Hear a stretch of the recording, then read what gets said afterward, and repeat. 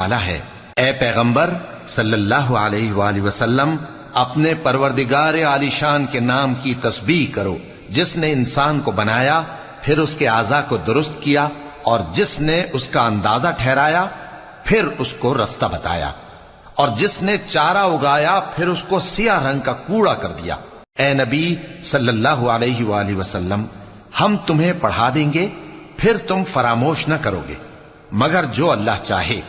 وہ کھلی بات کو بھی جانتا ہے اور چھپی کو بھی، اور ہم تم کو آسان طریقے کی توفیق دیں گے، سو جہاں تک نصیحت کے نافع ہونے کی امید ہو نصیحت کرتے رہو۔